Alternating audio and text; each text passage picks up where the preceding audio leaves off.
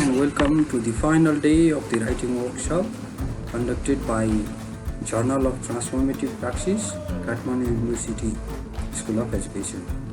So in final day, we'll be busy in understanding the concept or ideas how to write up the conclusion section of the manuscripts. For this, we have very special guest for today. So our special guest is Indra Yampu. He is working in Tribhuvan University as an assistant professor, and also he is working in our university, Kathmandu University, as a visiting faculty in Master, MPhil and PhD's program. So now highlight of today's session. In today, at first, there will be short and brief presentation how to write out conclusion by Indra Yampu sir.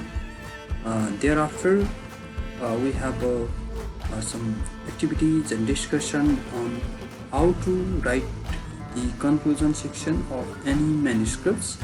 So without delay, I want to welcome to our invited guest for today.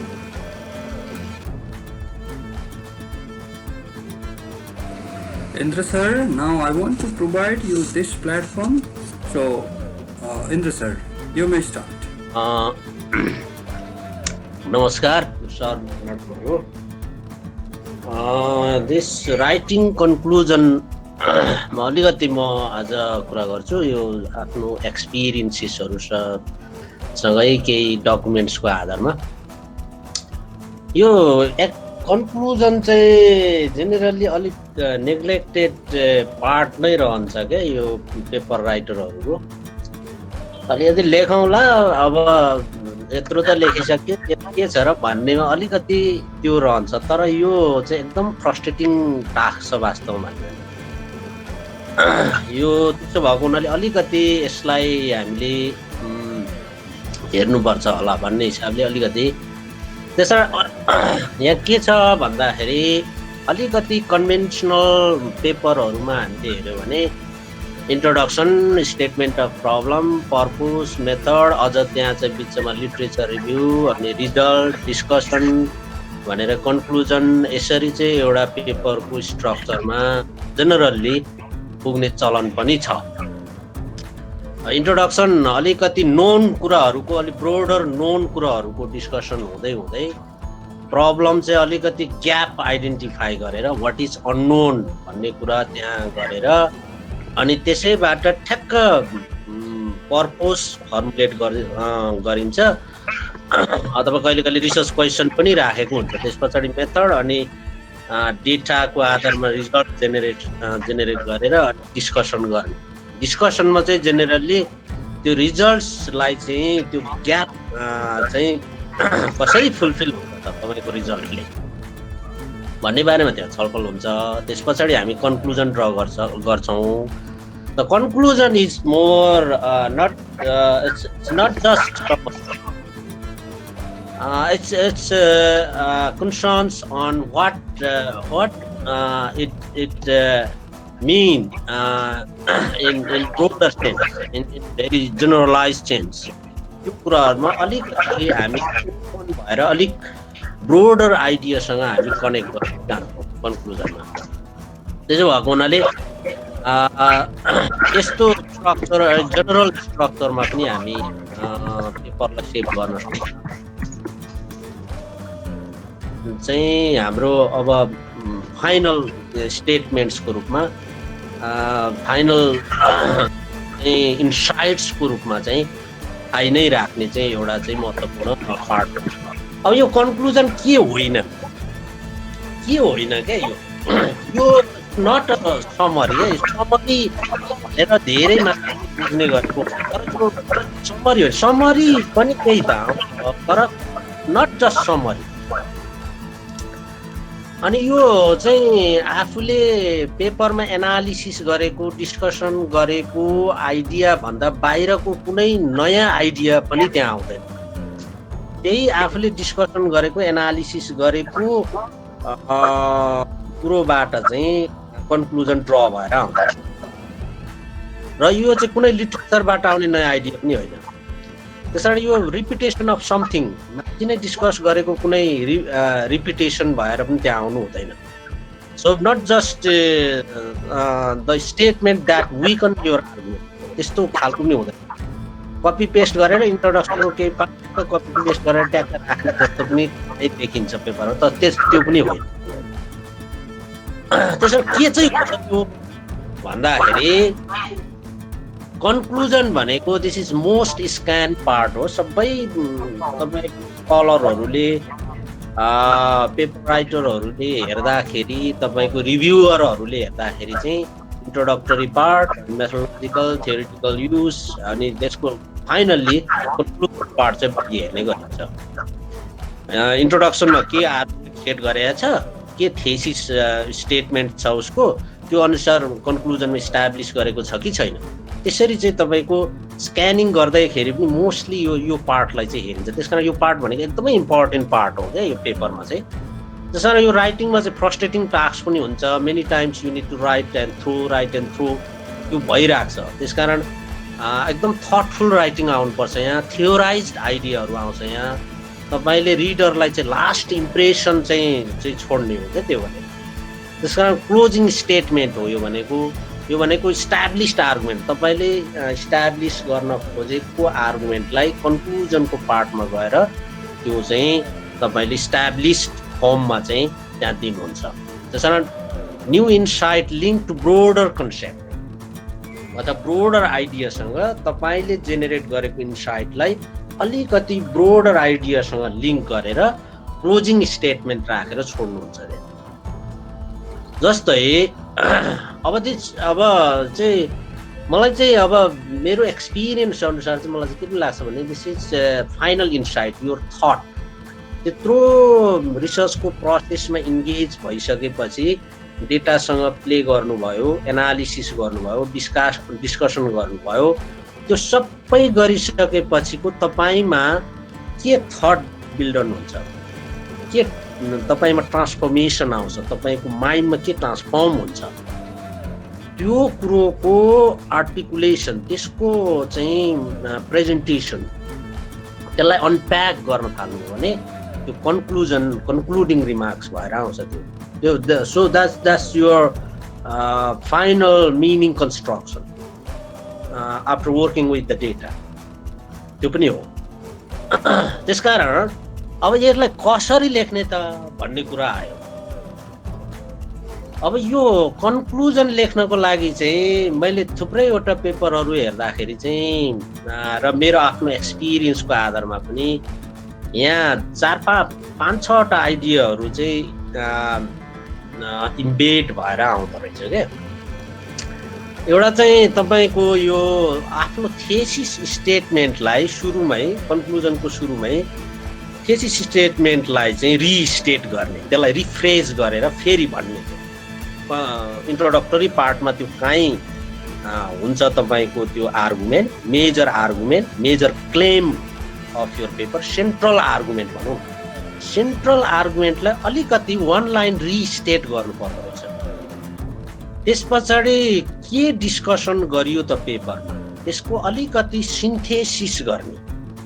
Synthesis गर्ने भनेको summary draw गर्ने होइन. Synthesis भनेको चाहिँ तपाईँको विभिन्न आइडियाजहरूलाई consolidate गर्ने कुरा हो क्या. त्यो consolidating idea in a single whole, that is synthesis. त्यस कारण त्यो संक्षिप्त सिन्थेसिस, कन्साइज सिन्थेसिस एउटा चाहिँ त्यहाँ अलिकति आउँदो रहेछ. Very very concise. So and key insight in line of your purpose of the paper or research questions, त्यसको लाइनमा तपाईँमा के इन्साइट जेनेरेट भयो त्यो कुरो आउनु पर्यो. त्यस पछाडि अलिकति ग्रान्ड जेनरलाइजेसन भनिँदो रहेछ.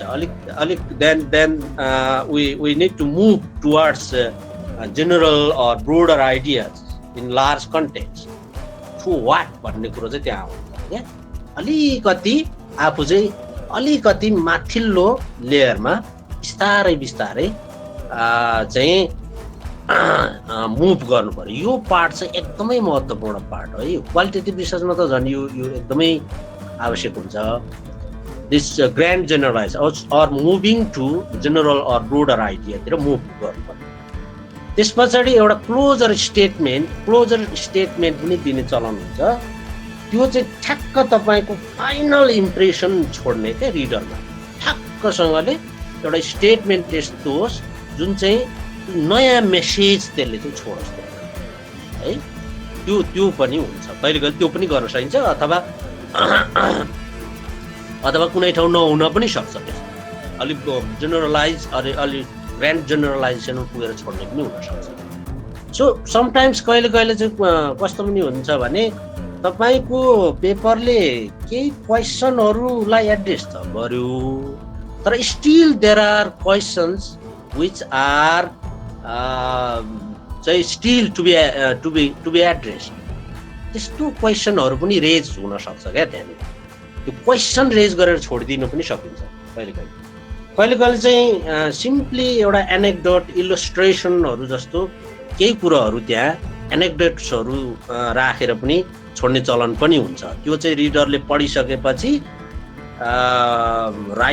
पेपर राइटरको आर्गुमेन्ट चाहिँ अथवा उसले भन्न खोजेको कुरा चाहिँ त्यो एनेक्डोटले चाहिँ मेटाफोरिकल्ली रिप्रेजेन्ट गरोस् क्या त्यसरी पनि तपाईँको त्यसलाई कन्क्लुडिङ रिमार्क्समा त्यो कुरा त्यसरी पनि तपाईँको क्लोजिङ गर्न सकिँदो रहेछ त्यसो भएको हुनाले मलाई महत्त्वपूर्ण लागेको चाहिँ अब कुनै ठाउँ छोटो पेपरहरूमा त्यो तपाईँको थेसिस स्टेटमेन्ट अथवा तपाईँको मेजर क्लेम आर्गुमेन्टलाई रिस्टेट नगरेको पनि हुनसक्छ कहिले कहिले सिम्पली सिन्थेसिसबाट मात्रै सुरु भएको पनि हुनसक्छ कि इन्साइटबाट सुरु भएको पनि हुनसक्छ बट जेनरल्ली त्यो कि इन्साइट्सहरू ड्र गरिसकेपछि चाहिँ त्यसलाई चाहिँ तपाईँको यो जेनरल आइडियामा चाहिँ त्यसलाई सिफ्ट गर्ने मुभ गर्ने कुरा चाहिँ महत्त्वपूर्ण पाटो चाहिँ यहाँ चाहिँ रहन्छ जेनरली इन क्वालिटेटिभ है अब त्यो भनेको के त moving to general or broader idea त्यो भनेको चाहिँ जस्ट इक्जाम्पल यहाँ दिन्छु एकजना स्टुडेन्टले हिजो हामीले एउटा एक्सटर्नल गरेको थियौँ उहाँको थेसिसबाट अलिकति मैले लिएको चाहिँ उहाँले चाहिँ यो चाहिँ गर्नुभएको थिएन तर मैले चाहिँ इक्जाम्पलको रूपमा जस्तै हजुरको यो yak herders in Rasuwa Gatlang Rasuwa engage in cheese making as they had started cheese factory they sell cheese to local traders likewise यो चाहिँ भनेको अलिक लेट्स से फाइन्डिङ लेभलको कुरा भयो क्या यो अब यसलाई अलिकति माथि उठेर अलिक जेनरल सेन्समा हामी कसरी भन्न सक्छौँ yak herders are generating income from the milk products traditional yak herding practices are shifting towards commercialisation अलिकति तल्लो स्टेजमा चाहिँ चिज बनाउने चिज बिक्री गर्ने दुध बेच्ने अब याकको बच्चाहरू चौरीको बच्चाहरू बेच्ने यिनीहरूको सानो फ्याक्ट्री पनि छ त्यहाँ चिज बनाउँछन् बेच्छन् भन्ने कुरो अलिक नुअन्सेस आयो तल त्यसलाई अलिकति माथि उठ्नुभयो भने income generating activities from milk products and they are moving towards more commercialisation भनेपछि अलि माथि उठ्यो हेर्नुहोस् है त्योभन्दा अलिक ब्रोडर सेन्समा जानु थाल्नुभयो भने अझ this commercialisation of yak herding practices is a form of economic modernisation हेर्नु अलिकति broader economic modernisation that has penetrated to rural remote village of Nepal likewise तल चाहिँ चिज फ्याक्ट्रीमा किनबेच हुने कुरा आयो त्यस पछाडि कमर्सियलाइजेसन मार्केटाइजेसनको कुरा आयो त्यस पछाडि त्यसलाई पनि अझ ब्रोडर सेन्समा कुरा गऱ्यो भने लाइक इकोनोमिक मोडर्नाइजेसन त्यसकारण त्यो moving from very specific insight to broader ideas that is important in qualitative research and sometimes we say theoretical generalisation त्यो पनि भनिन्छ कहिले कहिले थियोरिटिकल जेनरलाइजेसन थियोराइजिङ है स्टिल थियोराइजिङ यसरी चाहिँ अगाडि बढ्नु मेरो अनुभवले पनि यो चाहिँ त्यो गर्छ नाउ यो चाहिँ अब एउटा बुक च्याप्टर छ, मैले पनि ल्याएको थिएँ, बाल सर र प्रोफेसर पिटर टेलर सरहरूले चाहिँ उहाँहरूले एडिट गर्नुभएको यो एउटा बुक छ हाम्रो सेन्स ब्रेलमा। त्यहाँ चाहिँ मेरो पनि एउटा पेपर थियो, just unshackling from cultural hegemony by third space in pedagogy learning to think indigenously भन्ने चाहिँ एउटा त्यहाँ पेपर छ।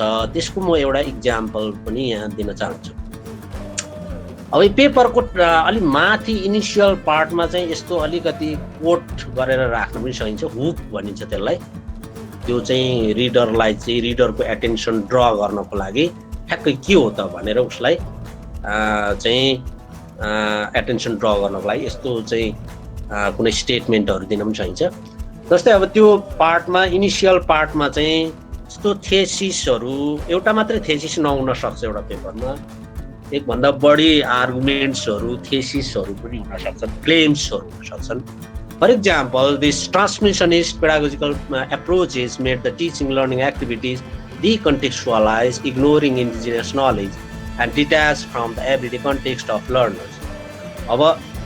And then in this context, this paper, this chapter considers why hybridization of pedagogical practices in modern schools would serve justifiable and inclusive teaching learning approaches. I argue that transformative ways of educating learners can facilitate integration of indigenous knowledge, thereby promoting meaningful learning. So these ideas, these are actually my thesis statements, claims. यो conventional teaching learning practices चाहिँ more त्यसले चाहिँ justice promote गर्न सकेन, indigenous नलेजलाई integrate गर्न सकेन। त्यसकारण हामी अलिकति हाइब्रिड मोडमा जानुपर्छ। Transformative ways of teaching learning एक्टिभिटिजले मात्रै इन्डिजिनियस नलेजलाई क्लासरुममा अथवा लर्निङको प्रोसेसमा इन्कर्पोरेट गर्न सकिन्छ भन्ने चाहिँ मैले त्यो क्लेम चाहिँ इस्टाब्लिस गर्न खोजिरहेको छु। त्यसो भएको हुनाले कन्क्लुजनमा चाहिँ मैले कसरी गरेँ भन्दा अलिकति त्यो थेसिसलाई रिस्टेट गरेँ मैले, अलिकति फरक वेले त्यही कुरो रिपिट गर्ने भन्दा पनि अलिक फरक ढङ्गले त्यसलाई चाहिँ प्रेजेन्ट त्यसलाई चाहिँ लेख्ने, रिफ्रेज गरेर चाहिँ राख्ने। जस्तै pedagogical practices in public schools of Nepal provide less space for integrating indigenous knowledge, as the practices are under the guidance of Western notion and practices of universalization, homogenization, thereby suppressing indigenous knowledge, beliefs and worldviews and ways of knowing. अब अलिकति त्यो restate भएर आइराखेको छ त्यो सुरुकै कुरा, जुन introductory पार्टमा मैले कुरा गरेको थिएँ त्यो कुरो अलिकति रिफ्रेज भएर आयो। र अलिकति सिन्थेसिस बिचमा के डिस्कस गरेँ भन्दाखेरि centrally design करिकुला and controlling pedagogies promote imported knowledge and knowing while marginalizing contextual knowledge. Modern schooling in Nepal maintains the corpus of indigenous knowledge and ways of knowing in a subjugated, devalued, unused and restricted position. It's a very concise form of synthesis that I discussed in the paper. Then now the key insight what I got after the discussion, after analysis, then I believe that mixture of imported and indigenous knowledge and ways of knowing can help to promote cultural inclusiveness and social justice through meaningful and respectful learning through cultural critical self-reflection. अलिकति यो दुईटै imported ideas, western ideas र indigenous knowledge सिस्टमलाई हामीले integrate गर्यो भने त्यसले इन्क्लुसिभनेस promote गर्छ, social justice चाहिँ प्रमोट गर्छ र मिनिङफुल लर्निङलाई त्यसले चाहिँ प्रमोट गर्छ भन्ने लेयरमा म आइसकेपछि त्यसलाई अब अलिकति ब्रोडर आइडियासँग मैले त्यसलाई अलिक जनरल आइडियातिर मुभ गरेँ मैले। जस्तै the concept that is third space concept, which is post-colonial concept. Third space concept offers exciting prospect of creating a synergy of modern and indigenous pedagogical ideas and practices. It serves as an empowering force for promoting democratic practices in classroom pedagogy. So, third spacing pedagogy would engage indigenous students in transformative learning with critical reflection on their indigenous knowledge and beliefs and worldviews, modern or global perspectives. Thus, it helps to unshackle us from the controlled, structured pedagogical practices currently shaped by Western ideas. Little bit general ideas, focusing on this third space concept. त्यस पछाडि मैले closure statement चाहिँ अलिकति दिने प्रयत्न गरेको छु. Finally, of course, we need to be mindful that the discourse of transformative education might also be a hegemonic ideal and practice constructed elsewhere in the world. Nevertheless, अब यहाँ पछाडि चाहिँ nevertheless, it does allow thinking and acting more autonomously and indigenously for promoting locally contextualized learning processes. भनेपछि यो चाहिँ एकदम चाहिँ closure statement, final स्टेटमेन्टको रूपमा चाहिँ यसरी चाहिँ मैले चाहिँ गरेको थिएँ. त्यसकारण यो चाहिँ अलिकति सिन्थेसिस गरेर अलिकति त्यसलाई ब्रोडर जनरल आइडियामा सिफ्ट गरेर अनि एउटा क्लोजर स्टेटमेन्ट प्रेजेन्ट गर्यो भने this may be good conclusion writing for me. There may be other ways अरू पनि हुन सक्लान्, तर मेरो अनुभवको आधारमा चाहिँ त्यो छ sir. Okay, thank you sir. ठीक छ sir. Okay, thank you, sir. Thank you, Indra sir. Thank you for your contribution. अब बत्ती गयो, भर्खर बत्ती आयो मेरो, थ्याङ्कफुल्ली. अब अलिकति टाइम लाग्यो. So I try to connect with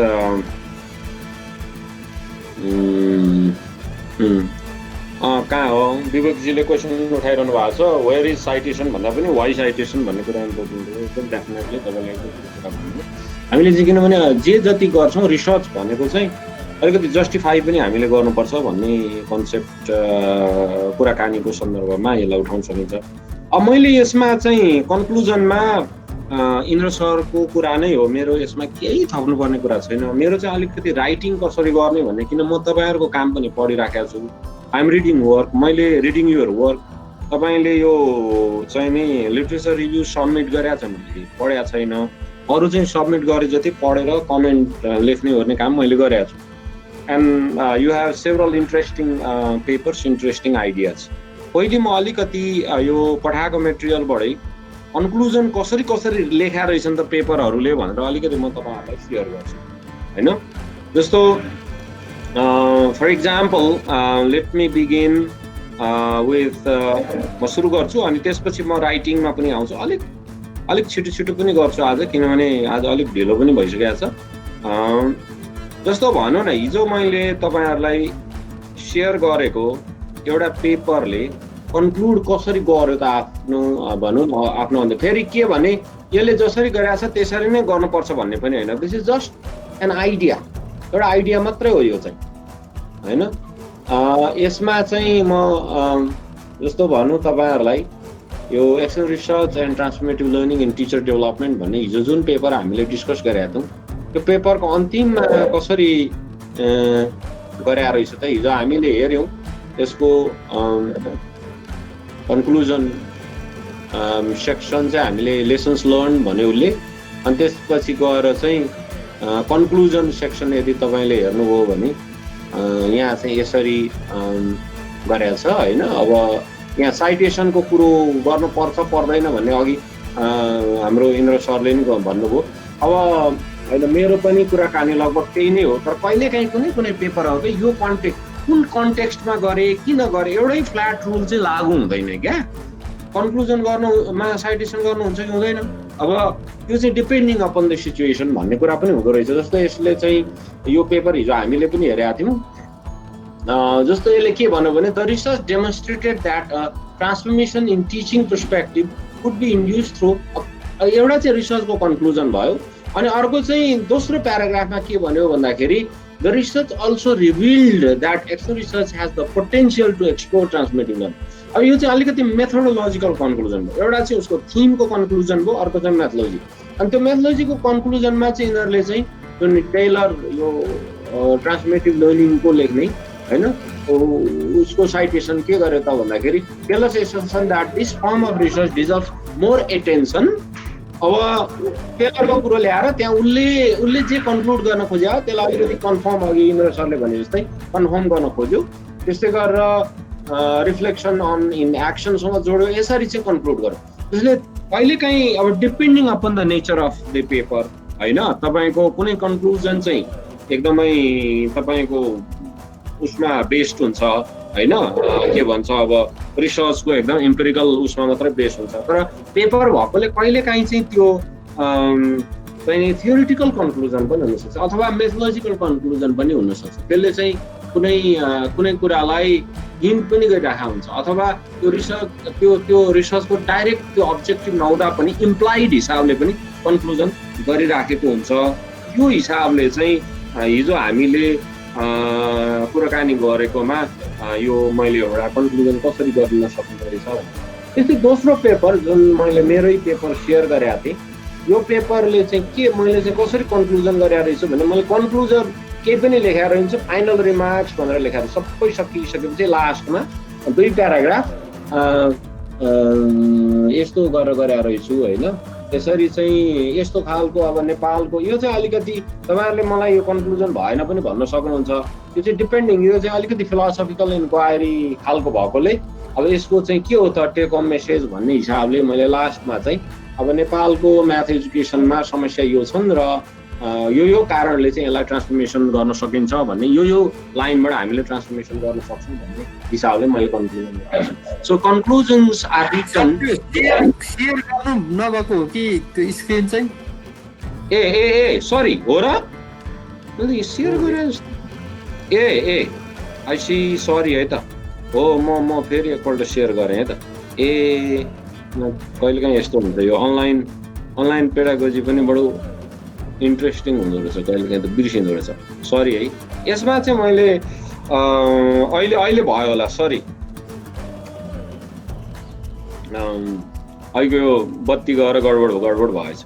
now I think you can see यसमा चाहिँ जस्तो यो फाइनल रिमार्क्समा तपाईँले हेर्नुभयो भने यसको एम के थियो र मैले के कन्क्लुड गरेँ भन्ने खालको कुरो चाहिँ अलिकति यहाँ आउँछ।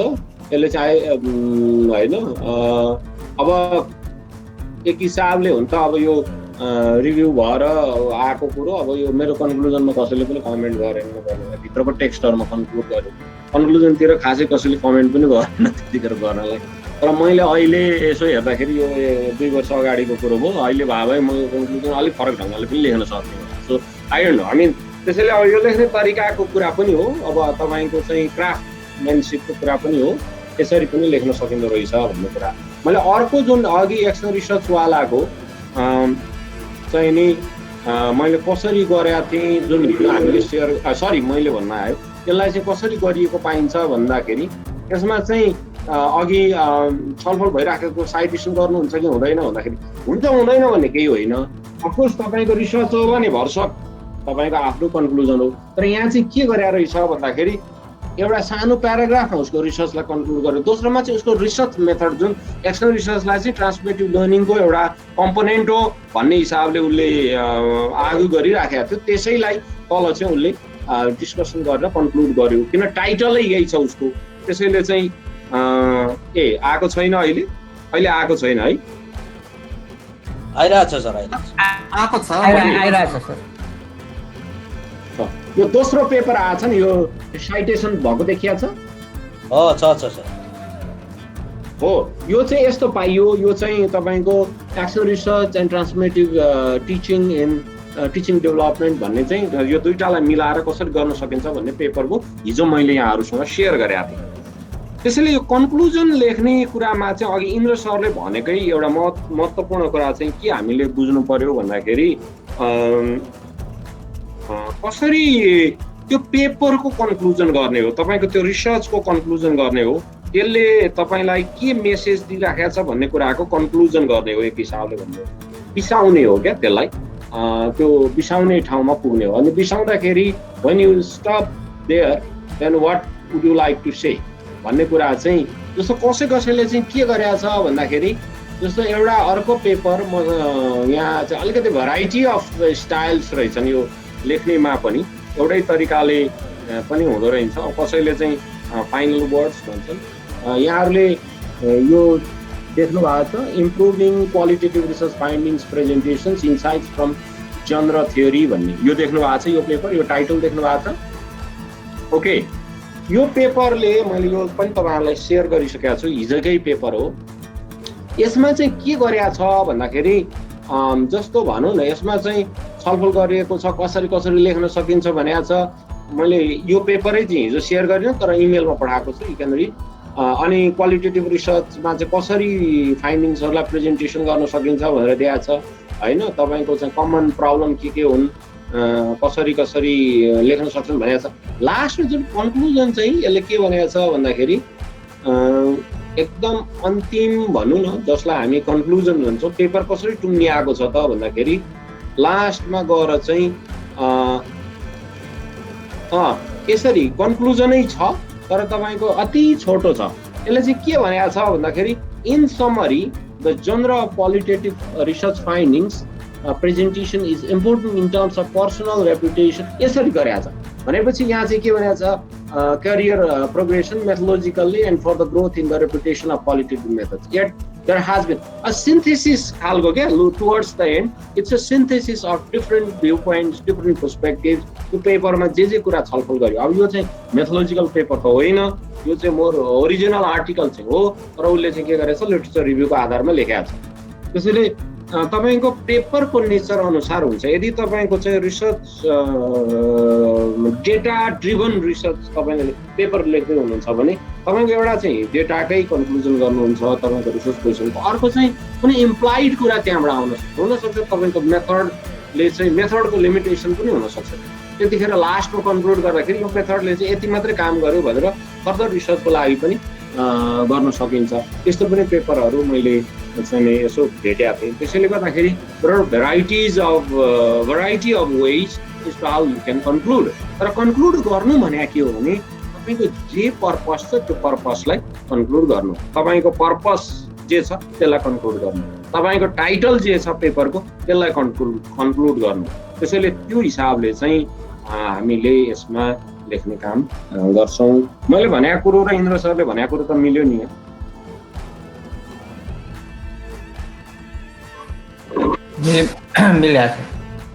ए ल सर, त्यसैले फेरि फरक पर्यो भने बर्बाद होला भने फरक नि पर्न सक्छ केही कुराहरू, केही एक्जाम्पलहरू। तर इन्द्र सरको स्लाइड मैले हेरेको थिएँ, there is not much difference. र अघि इन्द्र सरले भनेकै कुरा हो, खासमा मैले यो एक्जाम्पल मात्रै सेयर गरेँ।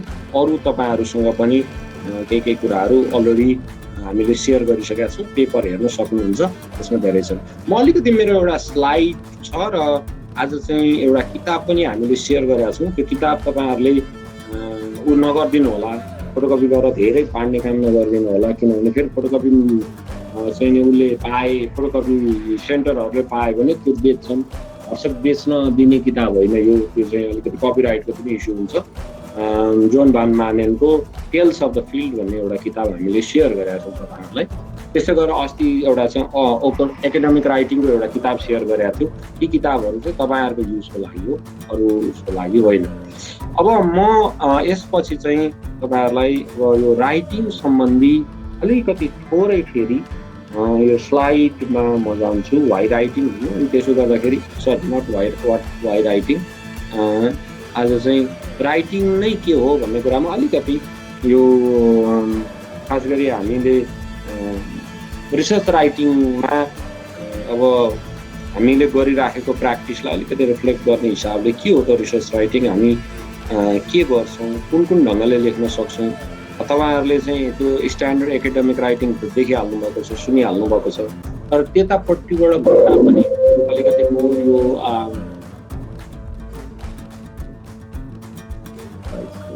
यहाँ त्यहाँपट्टि चाहिँ हामी अलिकति कुराकानी गर्छौँ र यसमा चाहिँ देखिया छ है अहिले क्यान यु सी इट देख्नु भएको छ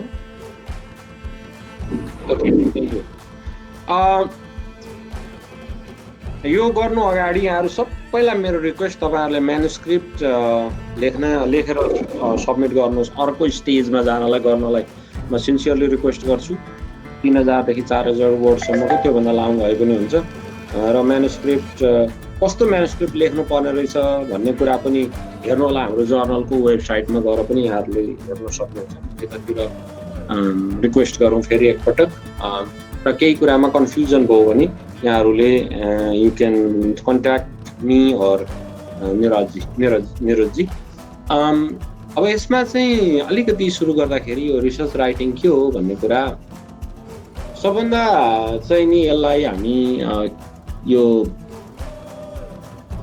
ओके क्राफ्टिङ क्वालिटेटिभ रिसर्च ओके तपाईँहरूले क्राफ्ट भन्ने सुन्नु भएको छ नि के हो क्राफ्ट गर्नु भने वाट इज क्राफ्टिङ सबभन्दा पहिले त्यहाँबाट सुरु गरौँ what do you mean by crafting can you pose your response can you what is crafting what is craft or crafting के हो क्राफ्ट गर्नु अथवा क्राफ्टिङ भन्ने के हो अथवा क्राफ्ट पर्सनसिप भने के क्राफ्टम्यानसिप थियो म त्यसलाई क्राफ्ट पर्सनसिप भन्नुहुन्छ यो जेन्डर फ्रेन्डली ल्याङ्ग्वेज के भने okay designing and refining okay concern to whom you are writing okay okay के हो यो प्लानिङ ओके सो क्राफ्ट भनेको चाहिँ तपाईँको स्किलसँग पनि सम्बन्धित छ तर त्यो स्किल नट नेसेसरीली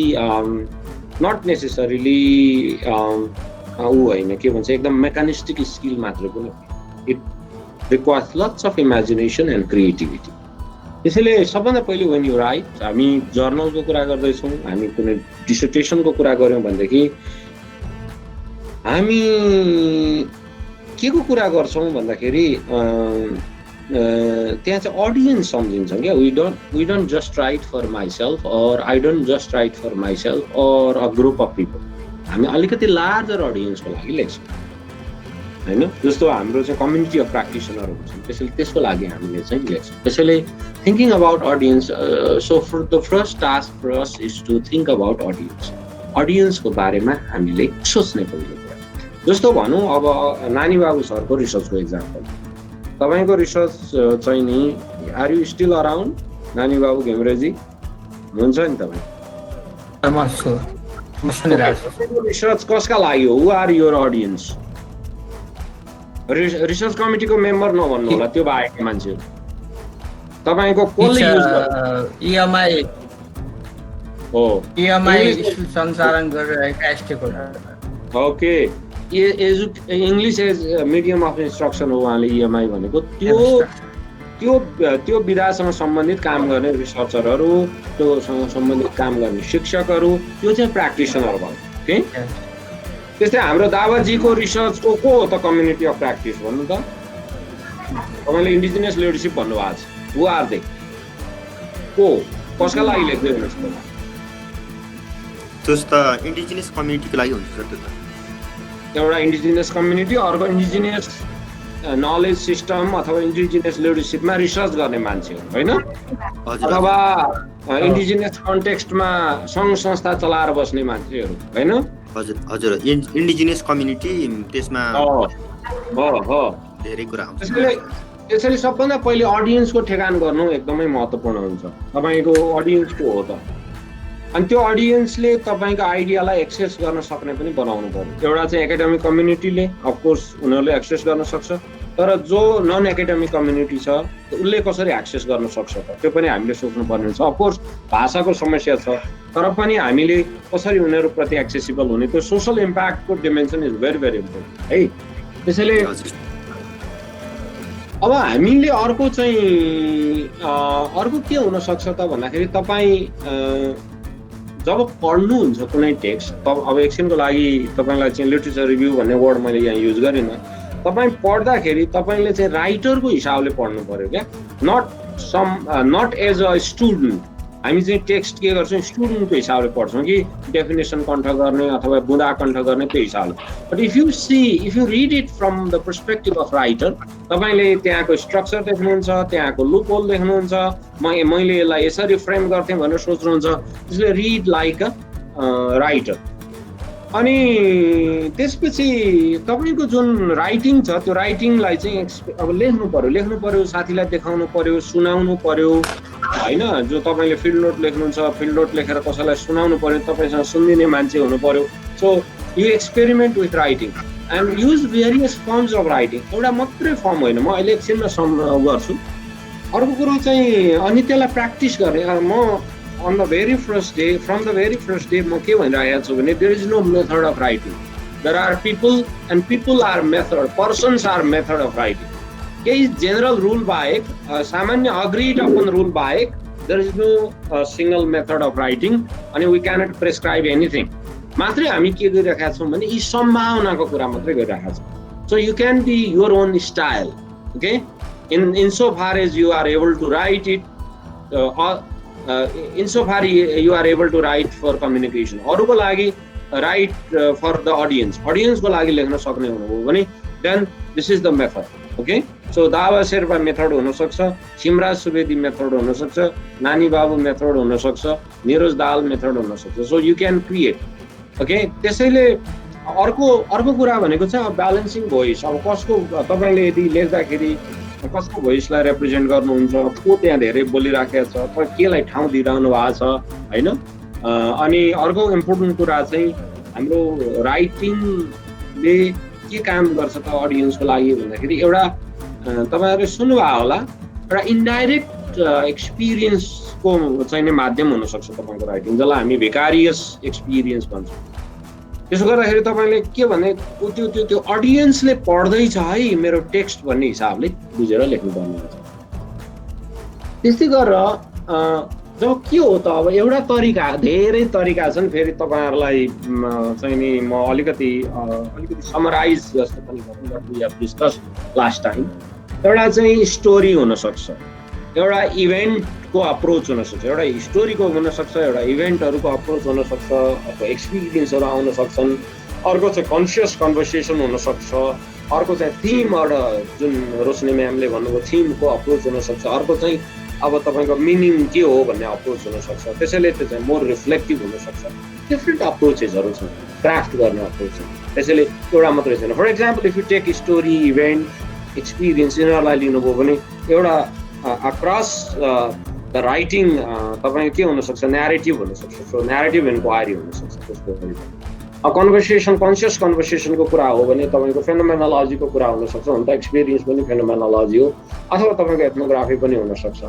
थिम भने चाहिँ more across qualitative research, conventional qualitative रिसर्चमा थिमको कुरा बढी हुन्छ र मिनिङको कुरा अब त्यसबाट चाहिँ मिनिङ जेनेरेट गर्ने कुरा बढी हुन्छ. So how would you like to write? तपाईँ स्टोरी युज गर्ने हो कि अथवा कुनै इभेन्टलाई आधार मान्ने हो कि? स्टोरी भएपछि प्लटको कुरा हुन्छ, स्टोरीमा नि इभेन्ट त आइहाल्छ. अथवा तपाईँले लिभड एक्सपिरियन्सलाई मान्ने हो कि तपाईँको आफ्नै एक्सपिरियन्स अथवा तपाईँको पार्टिसिपेन्टको experience depending upon the purpose of writing, depending upon the purpose of your manuscript. अब जस्तो कहिलेकाहीँ हाम्रो राइटिङलाई हाम्रा डिपली इम्बेडेड फिलोसफिकल असम्पसन्सले पनि गाइड गर्छ होइन. त्यो फिलोसफिकल एसम्पसन्स के हुनसक्छ भन्दाखेरि इन्फर्म्ड पनि हुनसक्छ, अनइन्फर्म्ड पनि हुनसक्छ. तपाईँलाई एकदम इन्गेजिङ राइटिङ गर्न आउँछ तर तपाईँको रिसर्चको एसम्पसन्स चाहिँ एकदम पोजिटिभिस्टिक हुनसक्छ, त्यो नमिलिराखेको हुनसक्छ. अथवा तपाईँलाई चाहिँ मोर साइन्टिफिक राइटिङमा इन्ट्रेस्ट हुन्छ तर जोर बलले तपाईँ चाहिँ क्वालिटेटिभ रिसर्च पनि गरिरहेको हुनसक्छ. ओके, सो त्यसैले तपाईँको फिलोसफिकल असम्पसन्स के हो? तपाईँ ल्याङ्ग्वेजलाई कसरी हेर्नुहुन्छ? ल्याङ्ग्वेजलाई एकदम 1-to-1 करेस्पोन्डेन्स थियोरी भनेको के भने रियालिटी जे छ ल्याङ्ग्वेजले त्यसलाई कम्युनिकेट मात्रै गर्ने हो भन्ने ठान्नुहुन्छ कि होइन language is constitutive of meaning भन्नुहुन्छ? Language more than 1-to-1 correspondence भनेर मान्नुहुन्छ? के हो? What is your assumption? ल्याङ्ग्वेजलाई होइन त्यो चाहिँ कम्युनिकेसनको माध्यम मात्रै भन्नुभयो भने देन देयर इज प्रब्लम. तपाईँले इन्गेज जुन अहिले हामी कुरा गरिरहेका छौँ, you cannot do engage writing. अथवा अझ त्यसो पनि नभनौँ, भित्र चाहिँ तपाईँलाई बाहिर चाहिँ तपाईँको एउटा म्यानिफेस्ट तपाईँको लाइकिङ चाहिँ 1-to-1 करेस्पोन्डेन्स होला, तर डिपली तपाईँ चाहिँ वास्तवमा ल्याङ्ग्वेजको बढी युज गरिरहनु भएको छ, एउटा चाहिँ यसलाई चाहिँ एउटा कन्स्टिट्युटिभ अफ मिनिङ भनेर मानिरहनु भएको छ। तपाईँको मेथोलोजिकल अप्रोच के त, कसरी एथनोग्राफी हो कि फेनोमेनोलोजी हो कि, हिजो सुरेश सरले पनि यो कुरामा अलिकति छलफल गर्नुभयो, के हो त, what is your signature method हुन्छ क्या, किनभने मेथड अनुसारको राइटिङ हुन्छ, है मेथडमा पनि अलिकति ढाल्नुपर्छ तपाईँ, फेरि त्यो छुट्याउन होइन, एथनोग्राफी पनि त्यस्तै, न्यारेटिभ पनि त्यस्तै, फेनोमेनोलोजी पनि त्यस्तै हो भने this doesn't give a good sense, यसलाई अलिकति फरक पनि हुन्छ। अनि तपाईँको एथिकल कन्सिडरेसन्स, तपाईँले कस्तो कुरा लेख्न सक्नुहुन्छ, कति इन्फर्मेसनलाई चाहिँ सबैको अगाडि राख्न सक्नुहुन्छ होइन, अनि तपाईँको फिल्ड टेक्स्टहरू कस्ता छन्, मेटेरियल कस्तो छ, तपाईँको आफ्नै एक्सपिरियन्स मात्रै हो कि अरू एम्पेरिकल मेटेरियल पनि छन् कि, चित्रहरू कति छन्, भिडियो टेपहरू छन् कि छैनन्, अडियो टेपहरू छन् कि छैनन्, अथवा तपाईँले फिल्डमा जाँदा सिम्पली टिप्या मात्रै छ कि होइन, अथवा तपाईँको स्टोरी कन्स्ट्रक्टेड स्टोरी हो कि। So there are many ways of writing, okay. So यो there are so many things that are that guide your writing, okay? Am I making sense? अलिकति समराइज गर्न खोजे तपाईँको लेखाइहरू हेरेर, okay? त्यसपछि अर्को चाहिँ यो क्वालिटेटिभ राइटिङमा यो एथनोग्राफी इज भेरी पपुलर। यदि सबैभन्दा धेरै किताब क्वालिटेटिभ रिसर्चमा निस्केका छन् भने एथनोग्राफीका अहिले पछि चाहिँ अब अरू विधामा पनि निस्किए, तर if you see since 1960s and 2020 अहिलेको यो बिचमा हेर्ने हो भने ethnographic text are the most sold अथवा most published text in qualitative research, specially in qualitative research in social science. मैले भनिरहेको सोसल साइन्स चाहिँ म्यानेजमेन्ट, एजुकेसन होइन, social science and humanities, I would add both. अनि also अर्को humanities भनेपछि चाहिँ तपाईँको आर्ट्सतिर, लिटरेरी स्टडिजतिर, यता चाहिँ ह्युमेनिटिज। त यो दुईटामा सोसल साइन्स र ह्युमेनिटिजमा चाहिँ प्रशस्त चाहिँ कुरो भएको छ। त्यसले म अहिले एकछिन तपाईँहरूलाई एउटा जुन मैले पठाएको पेपर छ त्यो पेपरको अलिकति कुरा सेयर गर्छु, so that you will also read it and probably you can adapt it, है। यो पेपर चाहिँ let me stop sharing this one, अनि त्यसपछि म अर्कोमा यो लगत्तै म फेरि आउँछु यसमा। एउटा पेपर छ, it's written by Michael Humphreys and Tony Watson. Let me just share this paper. मैले अहिले रिफर गरेँ, स्लाइडमा जुन कुरा रिफर गरेँ, 4 प्रकारको राइटिङ स्टाइल भनेर रिफर गरेँ, that is presented okay in this paper and I like this one. त्यो मलाई एउटा तरिका मन पर्यो, okay. From writing up ethnographic research to writing ethnography. त्यसले खासमा राइटिङ अप भने चाहिँ फिल्डमा गएर लेख्ने, कहीँ कुनै चिज अब्जर्भेसन गरेर केही आधारमा तयार गर्नेलाई राइटिङ अप भन्छ। तर राइटिङ भनेको चाहिँ it's more than writing up, त्यति भनौँ। अनि त्यसदेखि पछि म यहाँ अरू केही कुरा होइन, मैले उहाँहरूले दिएको 4वटा यो पेपर तपाईँहरूले पढ्नु नै हुनेछ, अथवा कतिले योभन्दा अगाडि पढिसक्नुभयो भन्ने कुरा लाग्छ। 4वटा कन्टिन्युमको कुरा गरेको छ। म यो कुरा देखाउँछु, पहिले यो चित्र देखाउँछु, सरी यो टेबल देखाउँछु। यिनीहरूले चाहिँ 4 प्रकारको एथनोग्राफी भन्छन्, okay. First type of ethnography plain ethnography, second enhanced ethnography, third semi fictionalised, मैले यसलाई सेमी फ्याक्चुअल पनि भनेको छु, र फाइनल चाहिँ फिक्सनलाइज्ड एथनोग्राफी, ओके। 4 प्रकारको एथनोग्राफी छ। र पहिलोलाई traditional social science account of events occurring within the investigation of a single case, एउटा कुनै सिङ्गल केसमा चाहिँ नि थर्ड पर्सनमा एकदमै रिसर्चर एब्सेन्स भएर लेखिने टेक्स्ट भनेर बुझिन्छ, यो प्लेन एथनोग्राफी। दोस्रो enhanced, an account of events occurring within the investigation of a single case which uses the presentational technique of the novelist. नोभलमा के हुन्छ, कुराकानी हुन्छ, वाद विवाद हुन्छ, संवाद हुन्छ, डायलग हुन्छ, त्यो फर्ममा लेख्ने। अर्को चाहिँ सेमी फिक्सनलाइज्ड, एउटा अथवा 2-3वटा इथनोग्राफिक केसहरू छन्, ती इथनोग्राफिक केसहरूलाई रिप्रेजेन्ट गर्न अलिकति थोरै हदसम्म सेमी फिक्सनलाइज त्यो कन्टेक्स्टहरूलाई चेन्ज गरिन्छ, अलिकति सिचुएसनलाई चेन्ज गरिन्छ, यसलाई चाहिँ अर्को प्रोसेसबाट लेखिन्छ। त्यस्तै गरेर फिक्सनलाइज चाहिँ यो चाहिँ धेरै केसहरूलाई त्यसको एथिकल कारणले धेरै कुरा चाहिँ रिभिल होला भनेर गरिने अप्रोचलाई चाहिँ हामीले युज गर्न सक्छौँ। मैले चाहिँ प्रशस्त युज गर्ने गरे पेपर हो। अनि यसमा चाहिँ थियोरी कसरी लेखिन्छ, करेस्पोन्डेन्स हिसाबले लेखिन्छ, ट्रुथ चाहिँ कस्तो हुन्छ भन्दाखेरि minimum manipulation to maximum manipulation भनेर दिएको छ।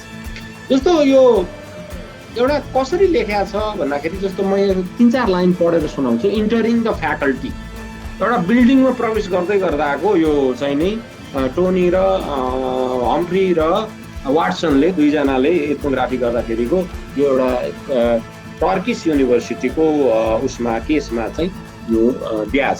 यो कसरी यो प्लेन एथनोग्राफी भयो भन्ने कुराको अलिकति थोरै। The taxi turns right out of the honking traffic through the main gate set within a forbidding 3-meter high spiked wrought iron fence. The taxi driver jokingly asks us in English. यसमा चाहिँ वास्तवमा अथरहरू खासै यहाँ involve भएको छैन। यसमा एकदम plain explanation छ कन्टेक्स्टमा, गेट त्यो सिचुएसन। एउटा टर्किस युनिभर्सिटी कस्तो थियो भन्ने कुराको एक्सप्लेनेसन छ यो इन्टरिङ द फ्याकल्टीमा। ओके, अनि त्यसपछि गएर दोस्रो जुन इन्हान्स्ड इथनोग्राफिक राइटिङ छ यो चाहिँ भिन्नेट अप्रोच। मैले धेरैको कमेन्ट गर्दाखेरि भिन्नेट अप्रोचबाट पनि तपाईँले एनालिसिस गर्न सक्नुहुन्छ भनेको छु। यसलाई चाहिँ भिन्नेट भनिन्छ। भिन्नेट भनेको छोटो तिनो स्टोरी, जुन स्टोरीमा कुराकानी हुन्छ। जस्तो यहाँ के देख्नुहुन्छ भने as you approach the steps down the footprint which had taken us over the railway line we look down. यसको कन्टेक्स्टको राम्रो एक्सप्लेनेसन छ। जस्तो त्यहाँ त्यसको नाम चाहिँ त्यो एउटा टाइन मिल भनेर दिएको छ, त्यसपछि द भिक्टोरिया भनेको छ, त्यसपछि कुराकानी हुन्छ तल होइन टोनी माथिल्लोमा कुराकानी हुँदैन, यसरी एकदम एक्सप्लेनेसन छ। रिसर्चरको आफू एब्सेन्ट भएर एक्सप्लेनेसन गरेको छ भने यसमा चाहिँ रिसर्चर र रिसर्च पार्टिसिपेन्ट्सको कुराकानी भएको देखिन्छ क्रसिङ द ब्रिजमा। अनि त्यसदेखि पछि जुन यो चाहिँ इन्हान्स हो। जब हामी सेमी फिक्सनलाइजमा जान्छौँ यसमा चाहिँ च्यारिटी बिगिन्स एट होम भनेर यसमा चाहिँ एउटा ब्याङ्कको कर्मचारीको कथा छ जो चाहिँ यसमा चाहिँ के गरिएको छ त भन्दाखेरि त्यसको त्यो कर्मचारीको एकदमै भनौँ न कन्टेक्स्टहरू सबै चेन्ज गरिदिएको छ ताकि उसको बारेमा अरूलाई थाहा नहोस्। नत्र चाहिँ त्यो कर्मचारीले ब्याङ्क चाहिँ एकदम खतम छ, मेरो ब्याङ्कले चाहिँ गर्छ भन्छ एक थोक गर्छ अर्कै थोक होइन, गरिबहरूलाई बढी ब्याज चार्ज गर्छ, ऋण दिन्छ, उल्टै धेरै पैसा चार्ज गर्छ, सोसल रेस्पोन्सिबिलिटी भनेर ठग्ने काम मात्रै गर्छ, यस्तै यस्तै कुरा भनेको छ। त्यो कुरो चाहिँ अलिक मोर क्रिटिकल पर्सपेक्टिभले पनि छ, अलिक मोर भनौँ न सिस्टममा भएको लुपहोलको कुरा गरिएको छ। त्यसैले यो अर्को खालको राइटिङ हो। र यो चाहिँ रिसर्चरहरू के भन्छन् त भन्दाखेरि उनीहरूले 2-3वटा ब्याङ्कहरूमा कुराकानी गर्दा कर्मचारीहरूसँग कुरा गर्दा थाहा भयो। त्यसले यहाँ एउटै केस छैन, 2-3वटा केसलाई चाहिँ नि प्रेजेन्ट गर्दा यसरी प्रेजेन्ट गरिएको छ। र अर्को फाइनल फिक्सनलाइज भनेको चाहिँ यो चाहिँ सेभरल केसहरू एथनोग्राफिक केसहरू स्टडी गर्दा एउटा कमन फेनोमेनन चाहिँ उनीहरूले भेटेर त्यसको बारेमा लेखिएको छ। जस्तो यसमा चाहिँ खासमा यो स्किम स्याङ्स भन्ने छोटो छ। यसमा चाहिँ के गरिएको छ भन्दाखेरि उनीहरूले धेरै यो सपिङ सेन्टरहरू अरू ठाउँमा धेरै रिसर्च गर्दा के पाए भन्दाखेरि यो कम्पनीमा काम गर्ने तल्लो स्तरका यो लेबररहरू जस्तो यो सपकिपर के अरे ठुलो सपिङ सेन्टर जस्तो हाम्रो के भन्छ नि यो सपिङ सेन्टर छ नि हाम्रो नेपालको चेन के अरे भाटबटेनीमा चाहिँ त्यो सामानहरू फिल गर्ने सामानहरू ल्याउने विभिन्न कामदारहरू हुन्छन् कि। अनि ती कामदारहरूको एकदम कुनै व्यवहार चाहिँ एकदमै हुन्छ, उनीहरूले सामानहरू फुटाइदिन्छन्, पर्पसली फुटाइदिन्छन्। हो त्यो कुराको यहाँ गरिएको छ होइन। त्यो हर्लिक्सका बाकसहरू फुटाइदिने, बिस्कुटका बाकसहरू फुटाइदिने त्यो चाहिँ एकदम कमन बिहेभियर अरे क्या हो। यो कुराको यसमा चाहिँ व्याख्या गरिएको छ। यस्तो खालको राइटिङ चाहिँ यो जुन 4 प्रकारको राइटिङ छ यो 4 प्रकारको राइटिङलाई अघि पनि मैले स्लाइडमा सेयर गरेँ, यसरी पनि तपाईँले लेख्न सक्नुहुन्छ। त्यसले एनालिसिसमा तपाईँले यो चाहिँ मोर स्टोरी बेस्ड हुन्छ, इभेन्ट बेस्ड पनि हुन्छ, स्टोरी बेस्ड हुन्छ। यसले चाहिँ स्टोरीलाई इज नट जस्ट स्टोरी, त्यत्तिकै स्टोरी होइन, यसले कुनै पर्पसले लेखिएको स्टोरी हो। ओके, कुनै पर्पसले डेटा कलेक्ट गरिन्छ र कुनै पर्पसले स्टोरी लेखिन्छ। फेरि यहाँ तपाईँहरूले बायस भन्न सक्नुहुन्छ, बायसको कुरै होइन, त्यो फ्रेमवर्कभित्र त्यो पर्पसभित्र त्यो लेखिएको कुरा। है बायस चाहिँ क्वान्टिटेटिभ इन्फर्मेसन नआउने गरी अथवा अर्कै इन्फर्मेसन आउने गरी, एक थोक क्वेसन छ तर अर्कै इन्फर्मेसन गरी आउने तपाईँले डिजाइन गर्नु भने त्यसलाई खासमा बायस चाहिँ त्यो हो। ओके, म बायस्ड हुन्न भन्ने नै होइन। बायस्ड हुनु भनेको चाहिँ क्वान्टिटेटिभ रिसर्चमा तपाईँको जुन इन्स्ट्रुमेन्ट छ त्यो इन्स्ट्रुमेन्टले जे इन्फर्मेसन ल्याउने त्यो इन्फर्मेसन ल्याएन भने बायस्ड हुन्छ। है बायसको कुरो चाहिँ त्यो हो। त्यसैले यहाँ चाहिँ हामी फेयर अनफेयरको कुरा हुन्छ, हामी कति फेयर भइराखेका छौँ कति अनफेयर भइराखेका छौँ भन्ने कुरा त्यसमा चाहिँ हुन्छ। ओके, सो मैले यसलाई स्टप गरेँ र म फेरि अघिको स्लाइडमा गएँ। अर्को एउटा कुरा पनि तपाईँहरूलाई सेयर गर्नुपर्ने छ यो सँगसँगै। ओके, त्यो चाहिँ अर्को एउटा रिसोर्स पनि हामीसँग छ, होपफुल्ली अहिले आयो होला होइन, इट्स कमिङ। ओके, त यो 4 प्रकारको राइटिङ। अब तपाईँहरूलाई के हुनसक्छ, फिक्सनल भनेको के फिक्सनल होइन भने तपाईँले फिल्ड नगई भन्ने होइन। तपाईँ when you go to the field अनि फिल्डमा पाएको इन्फर्मेसन तपाईँले सिधै लेख्दाखेरि चाहिँ तपाईँका पार्टिसिपेन्टहरू 18 मा पर्ने पनि हुन सक्छन्, अथवा तपाईँले चाहिँ त्यसलाई मोर भनौँ न एउटा higher form of ethical standard maintain गर्नुपर्ने हुनसक्छ, अथवा तपाईँले धेरै इथनोग्राफिक फिल्ड वर्क गरिसक्नुभयो, लामो समयसम्म गरिसक्नुभयो, तपाईँले एउटा कमन ट्रेडलाई रिप्रेजेन्ट गर्ने हुनसक्छ। जस्तो कक्षामा शिक्षकहरूले एकदम एक्सलेन्ट पढाएको कुरालाई रिप्रेजेन्ट गर्नुहुन्छ, अथवा कक्षामा टिचरले कर्पोरल पनिसमेन्ट दिएको धेरै ठाउँमा तपाईँले हेर्नुभयो कर्पोरल होइन, कर्पोरल पनिसमेन्ट त हट्यो तर अरू खालका पनिसमेन्टहरू दिएको चाहिँ धेरै गर्नुभयो भनेपछि तपाईँले त्यसलाई चाहिँ अब एउटा फिक्सनको अप्रोचबाट रिप्रेजेन्ट गर्न सक्नुहुन्छ। त्यो पेपर हेर्नुभयो भने पनि तपाईँहरूलाई दिन्छ। त्यसैले यो जुन रियलिस्टिक स्टाइल छ अघि मैले सेयर गरेको रियलिस्ट स्टाइल, यो रियलिस्ट स्टाइलमा चाहिँ रिसर्चर इज मोस्टली इन्भिजिबल, त्यसमा रिसर्चर चाहिँ एकदम इन्भिजिबल हुन्छ। इन्हान्स्ड स्टाइल चाहिँ researchers profile themselves explicitly as the person who did the research. So रिसर्चरले आफ्नो प्रोफाइल देखाउँछन्, यो हो रिसर्चर, यो हो भन्ने कुरा इङ्ग्लिसमा त्यो डिस्कसनमा गर्दाखेरि, किनभने यसमा चाहिँ सर्टेन लिटरेरी टेक्निकहरू कसरी कुराकानी गर्ने, कन्भर्सेसन कसरी हुन्छ एक आपसमा भन्ने कुराहरू यसमा युज गरिन्छ। सो त्यो पर्सपेक्टिभबाट हेर्दाखेरि चाहिँ दिस इज लार्जली इन्हान्स्ड एकदम two way traffic of presenting ideas and events भनेको तपाईँ र पार्टिसिपेन्टको कुराकानी भएको। फेरि डायलग लेख्ने भने होइन, this is a narrative, this is a वेन्ने, this is a story based on a particular event of your data collection. Semi fictional style, यसमा चाहिँ researcher makes clear statements on social reality but takes responsibility for them. वास्तवमा यसमा चाहिँ social रियालिटीलाई अलिकति कस्तो हिसाबले लिइन्छ त भन्दा, जस्तो एउटा कुरा भनौँ, अब ब्याङ्क छन्, ब्याङ्कले क्लेम एक थोक गर्छन् अर्कै थोक, त्यस्तै गरेर there may be many schools they claim one thing do other things, private schools they claim one thing do other things. तर पर्पस के होइन भने त्यो ब्याङ्कको नाम एक्सपोज गर्ने अथवा त्यो स्कुलको नाम एक्सपोज गर्ने, त्यो भन्ने मान्छेको नाम एक्सपोज गर्ने रिसर्चरको काम होइन। त्यही भएर सेमी फिक्सनलाइज गर्नु परेको कारण त्यो हो। रिसर्चरको काम के हो त भन्दा प्रवृत्तिलाई जागर अगाडि ल्याइदिनु होइन।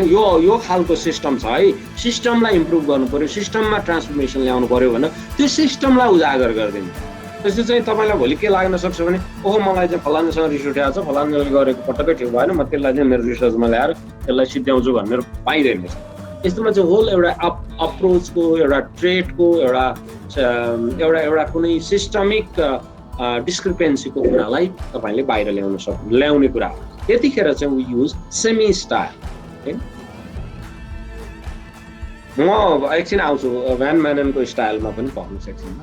अनि यसलाई चाहिँ हामी सेमी फिक्सनल भन्छ। अनि फिक्सनल चाहिँ रिपोर्टिङ अफन यसलाई चाहिँ अलिकति अझै त्योभन्दा पनि लार्जर हिसाबले चाहिँ उ गर्नुपर्ने भयो। अलिकति त्यस्ता ट्रेटहरू छन् जुन ट्रेटहरू चाहिँ एकदमै कमन हुन् तर अनरिपोर्टेड, जस्तो चाहिँ नि अब भनौँ न एउटा अन्यथा नलिनु होला, कतिपय ठाउँमा चाहिँ कक्षामा टिचरहरू निदाउने केसहरू के एकजनाले केस स्टडी गरेर ल्याउनु भएको थियो, तर अब त्यो फलानु स्कुल अब त्यहाँ चाहिँ एउटा स्कुलको मात्र केस रिपोर्ट गर्यो भने त त्यो त थाहा हुन्छ होइन, त्यो त्यति अब कसैलाई हार्म हुने ढङ्गले पनि भयो भने त सिस्टमको कुरा भयो, अब त्यहाँ मोनिटरिङ हुने यो यी कुराहरू भयो, अलिकति कन्सियस बनाउने कुरा भयो, सायद हुँदैन त्यो होला, अथवा वातावरणै त्यस्तो होला, अथवा गर्मी होला, बिचरालाई निद्रा लाग्यो होला भन्ने पर्सपेक्टिभ पनि आउँछ।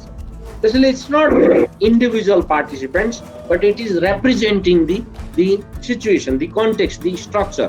ओके, त्यसैले यो चाहिँ फिक्सनल स्टाइल यसरी गरिन्छ। अब यो अर्कोमा म गएँ, यो किताब यहाँहरूलाई सेयर गरिएको छ, म त्यो किताब I will go flick through the book very छ। म अन्तिममा हाम्रो विवेकजीले उठाउनु भएको कुरामा फेनोमेनोलोजिकल राइटिङमा म आउँछु। भन्छ फेनोमेनोलोजी मलाई नै अति गाह्रो लाग्ने विषय, आई विल ट्राई टु होइन कसरी गर्न सकिन्छ भन्ने कुरा चाहिँ अलिकति मलाई लागेको कुरो है। अहिले जति गर्दैछु मलाई लागेको कुरो गर्दैछु, मैले कुनै यो अब्जेक्टिभ ट्रुथको कुरै होइन, this is not objectively truth, it might be very subjective, what I feel that what I am sharing, होइन, what I feel appropriate or probably appropriate, that's what I am sharing। त्यो ठान्नु होला फेरि, मैले भनेको त्यो एकदम पर्फेक्ट होइन। Anyway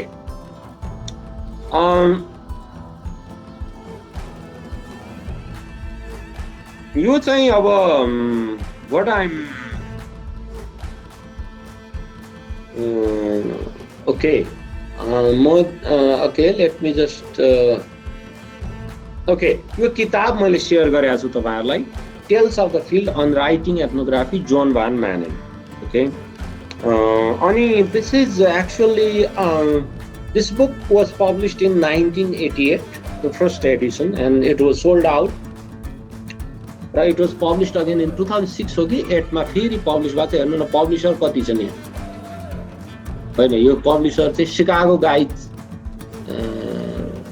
writing एथनोग्राफीमा, I don't know, I mean these are publisher होइन, ती चाहिँ किताबको लिस्ट छ। मैले कहाँ देखाएको थिएँ, त्यो चाहिँ university of Chicago Presley publish गरे हो 2011 मा second time. So this is a kind of के भन्छ युनिभर्सल होइन, टाइमलेस टेक्स्टको रूपमा चाहिँ यो धेरै एथनोग्राफिक रिसर्चरहरूले they have been using it. र यसमा चाहिँ जस्तो यो विभिन्न टपिकहरू छन्, 6वटा मेजर टपिक छन्। एउटा चाहिँ field work, culture and ethnography. If you are doing ethnography, I think this is very Clifford Geertz just एउटा चाहिँ क्लिफोर्ड गर्जको किताब हो। If you are to write ethnography, if you are to do ethnography and write ethnography, Clifford Geertz is one of them. And the other मेरो अर्को recommendation चाहिँ John Van म्यानेन। यदि तपाईँ एथनोग्राफी गर्ने मान्छे हो भने I think this is very important. Yes, interpretation of culture and Clifford गर्जको धेरै अरू पेपरहरू पनि छन्। अनि इन पर्सुइट अफ कल्चर, अनि रियालिस्ट टेल्स, कन्फेसनल टेल्स र इम्प्रेसनिस्ट टेल्स भनेर 3 खालको टेलको कुरो उनले गरेका छन्। त्यसैले अब यसमा चाहिँ खासमा यो किताब लामो छ, तपाईँको लगभग 235-250 पेज छ। तपाईँको एक्जाम्पलहरू छन् होइन, टेल्सको चाहिँ एक्जाम्पल छन्, रियालिस्ट टेल। अघि हामीले जे भन्यौँ, यहाँ हेर्नुहोस्, बडो इन्ट्रेस्टिङ छ यो रियालिस्ट tail. You observe a lot of watching, okay? So there are several interesting sort of text here. अब यो सबै अहिले त मैले सक्दिनँ। रियालिस्टको एउटा च्याप्टर छ, त्यस्तै कन्फेसनलको छ, तपाईँहरू पढ्नु होला, त्यसलाई अप्लाई गर्न सक्नुहुन्छ। And then we can discuss in our next meeting, अर्को मिटिङमा पनि हामी छलफल गर्न सकिन्छ। र यसमा चाहिँ अलिकति यो म अब यो 3वटा के हो त भन्ने कुरा म यहाँहरूलाई सेयर गर्छु। रियालिस्ट टेल्स भनेको चाहिँ यो स्लाइड आइरहेको छ अहिले, इन्द्र सर स्लाइड देखिन्छ? आएछ सर, देखेछौँ। कसैले छ भन्नु, कसैले न भन्नु। ओके, अहिले स्लाइड पेपर मात्रै देखिरहेको, अहिले स्लाइड छ सर, स्लाइड देखिरहेछ। Okay okay, thank you. Paper देखिया, पेपर देखाउनु भएको छ नि। अब म यसो गर्छु, फेरि मैले सुरु गरेँ, मैले स्विच गर्ने। अब यो ओके, अहिले चाहिँ स्लाइड चाहिँ क्या हुनुपर्छ। अब यसमा चाहिँ के भन्दाखेरि जुन रियालिस्ट हो, जुन रियालिस्ट टेल जुन छ, त्यो रियालिस्ट टेल भनेको चाहिँ अघि ठ्याक्क भने जस्तै यसमा चाहिँ रिसर्चर आफू एब्सेन्स हुन्छ र उसले अब्जर्भ गरेको कुरा मात्रै लेख्छ। जस्तो यो कक्षा यति बजी सुरु भयो, यसो गर्यो उसो गर्यो, तपाईँको त्यहाँ इमोसन फिलिङ तपाईँको इन्गेजमेन्ट केही पनि देखिँदैन। You act like a detached researcher.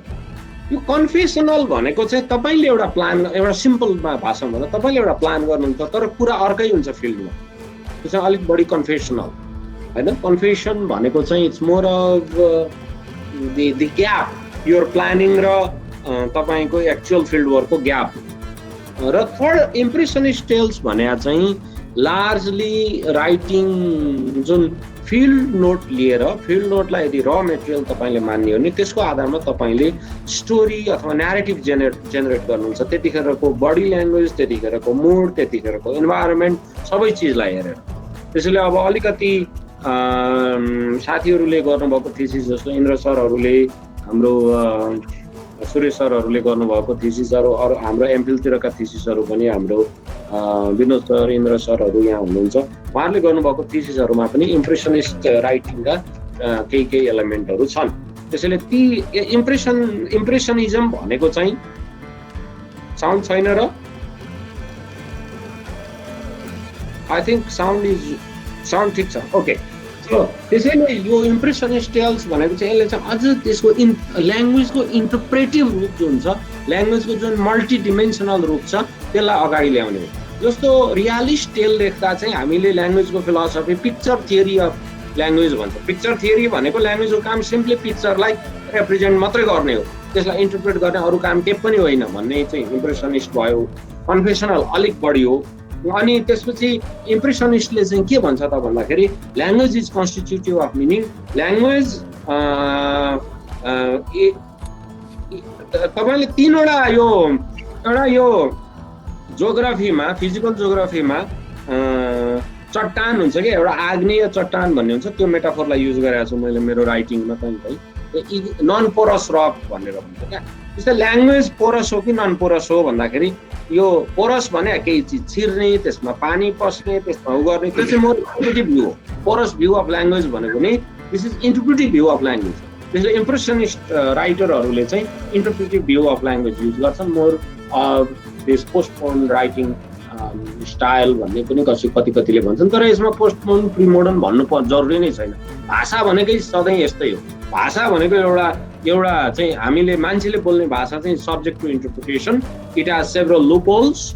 मैले भनेको एउटा कुराको मिनिङ धेरै लाग्न सक्छ, धेरै अर्थ हुन सक्छ, त्यस्तै अघि इन्द्र सरले भने पनि धेरै अर्थ हुन सक्छ। So this if we accept this then we go like we use impressionist tales, impressionist approach to writing. त्यसैले हाम्रो यो अहिले गर्न खोजेको कुरामा यहाँहरूलाई फेरि के कुरा गरौँ भन्दाखेरि हामीले चाहिँ फिल्ड टेक्स्टमा हिजो आज सरको मैले धेरै त सुन्न पाइनँ, हाम्रो इन्द्र सरको हिजो सुरेश सरले भन्नु पनि के कुरा त्यहाँ देखिन्छ र के कुरा देखिँदैन, नदेखिने कुरा पनि थाहा पाउनु पर्यो। भन्न खोजेको कुरो भने टेक्स्टले, रिटर्न टेक्स्टले के कुरा क्याप्चर गर्न नसकेका छैन त भन्ने कुरा पनि इट कम्स इनभिजिबल पार्ट। त्यसैले के कुरा देखिन्छ, के कुरा देखिँदैन, के कुरा भिजिबल छ, के कुरा भिजिबल छैन भन्ने कुरा, यसलाई चाहिँ तपाईँको ज्याक्स डेरिडाले मेटाफिजिक्स अफ एब्सेन्स भन्छन् क्या। मेटाफिजिक्स अफ प्रेजेन्स भने चाहिँ जे देखिन्छ त्यही मात्रै लेख्ने, मेटाफिजिक्स अफ एब्सेन्स भने चाहिँ के कुरा एब्सेन्ट छ त्यो कुराको पनि खोजी गर्नु। Pay attention. जस्तो भनौँ न, एउटा क्लासमा गएर फिल्ड नोट लेख्नुभयो, अब एक थरी 4-5जनाले इन्फर्मेसन दिए बोलेनन्, तर तपाईँले रिफ्लेक्ट गर्नुहोस् न ती 10जना अरूले चाहिँ किन बोलेनन्, उनीहरूलाई किन चुप लाएर बस्यो होइन। एब्सेन्स भने त्यो पनि होइन। त्यस्तै गरेर तपाईँले चाहिँ स्टाफ मिटिङमा सहभागी हुनुभयो, हेड टिचरले बोलिरहनुहुन्छ, अरूले किन बोल्दैनन्, के हो?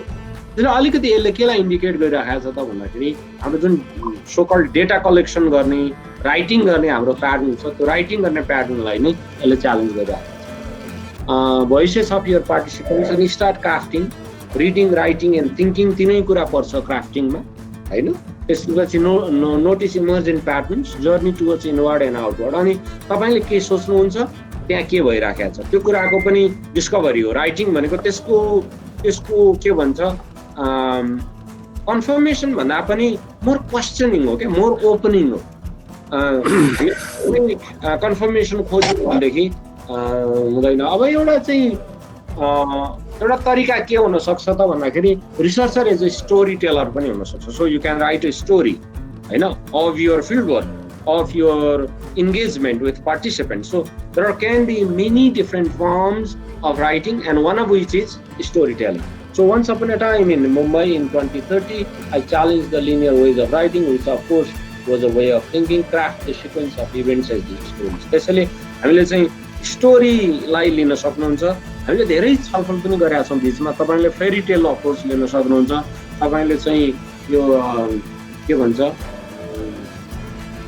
अब मलाई त्यति धेरै त थाहा छैन तर यो जुन लिटरेरी ट्रेडिसनमा डिफरेन्ट फर्म्स अफ राइटिङ छ हैन त्यो प्लट हुन्छ त्यसपछि तपाईको क्लाइमेक्स हुन्छ त्यसपछि हैन अब एन्डमा चाहिँ तपाईको त्यो राम्रोसँग टुङ्गिन सक्छ नराम्रो रिजोल्युसन हुन्छ रिजोल्युसन कुनै एक प्रकारको हुन्छ so you can create plot you read little bit more and then even तपाईले धेरै चिज खोजी गर्ने पढिराख्ने पनि मलाई जहाँसम्म लाग्छ कसरी अरूले लेख्दा रहेछन् के रहेछ भने धेरै खोजी नीति पनि गरिराख्नु पर्ने छ पहिले चाहिँ तपाईको आफ्नो एउटा राइटिङ आइडेन्टिटी पनि बनाउनु जरुरी हुन्छ म कसरी लेख्छु मेरो लेखाइ कस्तो छ नेपालीमै ट्राई गर्न सक्नुहुन्छ तपाईको फिल्ड नोट नेपालीमै लेख्न सक्नुहुन्छ मलाई लाग्दैन कि तपाईले फिल्ड नोट पुरै अंग्रेजीमै लेखेर ल्याउनुहोस् भन्नु पनि जरुरी छैन तपाईले जान्ने भाषामा बुझ्ने भाषामा तपाईको इन्टरभ्यु ट्रान्सक्रिप्टहरु अंग्रेजीमा लेख्ने नै होइन अंग्रेजीमा लेख्ने भन्ने चलन छ which is not actually true जे भाषामा कुरा हुन्छ त्यही भाषामा फिल्ड ट्रान्सक्रिप्ट तपाईले लेख्नु फिल्ड नोट तपाईलाई जेमा कम्फर्टेबल हुन्छ त्यसैमा लेख्नु है त्यसैले विदेशीहरु नेपालमा आए उनीहरु अंग्रेजी पनि बोल्छन् तर अर्को भाषा पनि बोल्छन् भने उनीहरुकै भाषामा फिल्ड नोट लेखिराख्नु त्यसैले फिल्ड नोट भनेको चाहिँ तपाईको आफ्नो प्राइमरी ल्याङ्ग्वेजमा लेख्ने हो नोट टेकिङ भनेको तपाईको आफ्नो प्राइमरी ल्याङ्ग्वेजमा सरी मदर ल्याङ्ग्वेजमा गर्ने त्यसैले यसरी चाहिँ हामीले राइटिङलाई गर्न सक्छौं मैले यो कुरा चाहिँ अस्ति पनि एक दिन शेयर गर्न खोजेको थिएँ हैन यो हामीले एनालिसिसको कुरा छलफल गर्दै नि त्यस दिन अलिकति के परेन त्यसैले so I did it today अब अलिकति क्वेशन आन्सरको कुराकानी गरौँ अनि विवेकजीले अघि उठाउनु भएको छ कसरी लेख्ने होला यो फेनोमेनोलोजिकल राइटिङ भने के हो भन्ने कुरा चाहिँ त्यही होइन तपाईको question Vivekji how do right फेनोमेनोलोजिकली हैन तपाई हुनुहुन्छ कि आर यु तपाई हुनुहुन्न भनेर सोध्दा भेरी हैन अकवर्ड तपाई हुनुहुन्न यहाँ भनेर सोध्दा त्यो कसरी हैन नभएको मान्छेले के जवाफ दिनु म्याक्स भ्याननको राइटिङ इन द डार्क त्यो बात चाहिँ छैन विवेक विवेक नै हुनु भयो जस्तो लाग्यो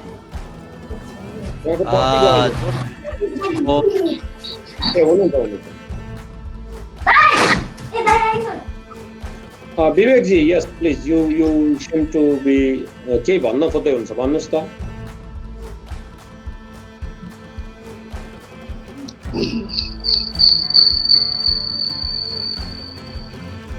विवेकजी हुनुहुन्न कि जस्तो छ भयो उहाँको देखिन्छ तर हेलो हजुर विवेकजी तपाईलाई तपाईँ क्वेसन क्ल्यारिफाई गर्नु मेरो मेन क्वेसन भनेको त्यही हो कि अरे राइटिङ इन द डार्क भन्ने पेपर पढिसके पछाडि त्यो सेमी फिक्सनल राइटिङ हो कि हैन भन्ने कुरा कन्फ्युज भएको क्या त्यो कस्तो खालको राइटिङ हो त्यो चाहिँ भनेर भनेको मैले ओके अब त्यो त उसैलाई सोध्नु पर्छ हैन के अरे म्याक्स भ्यान म्यानेनलाई तर त्यो चाहिँ इन्टेन्स इन्ट्रोस्पेक्सन हो म्याक्स भ्यान म्यानेनको त्यो डार्क भन्ने जुन मेटाफोर छ अथवा डार्क भन्ने फेनोमेनन छ त्यो फेनोमेननलाई उसले राइटिङ इन द डार्क भन्ने जुन फेनोमेनन छ फेनोमेनोलोजिकल राइटिङ एक हिसाबले हो त्यस्तै हो अथवा म्याक्स भ्यान म्यानेनले प्रमोट गरिराखेको फेनोमेनोलोजिकल राइटिङ चाहिँ त्यस्तो हो भनेको के त भन्दाखेरि यु एक्चुअली स्टार्ट डार्क के हुन्छ डार्कमा लेख्नलाई के गर्नुपर्छ बत्ती बाल्नुपर्छ खोज्नुपर्छ नि त आइडियाहरू खोज्नु पर्यो वर्डहरू हुन्छन् इमेजरिज हुन्छन् मेटाफोर हुन्छन् तिनीहरूको प्रयोग गर्दै बाटो बनाउने हो त्यस्तै गरेर म्याक्स भ्यान म्यानेनको त्यो चाहिँ त्यसलाई चाहिँ हामीले माइट बी सेमी फिक्सनलाइज होइन कतिपय कुराहरू उनले चाहिँ मेकअप पनि गरे हो तर उनले भन्न खोजेको कुरो चाहिँ के देखिन्छ त्यहाँ भन्दाखेरि phenomenological writing is intense engagement with ideas अनि आइडियाहरू कुन फर्ममा छन् त मेटाफोरमा छन् आइडियाहरू इमेजरिजको रूपमा छन् आइडियाहरू इडियोमेटिक एक्सप्रेसनको रूपमा छन् त्यसरी चाहिँ फेनोमेनोलोजिकल राइटिङ भनेको चाहिँ तपाईँको मिनिङमा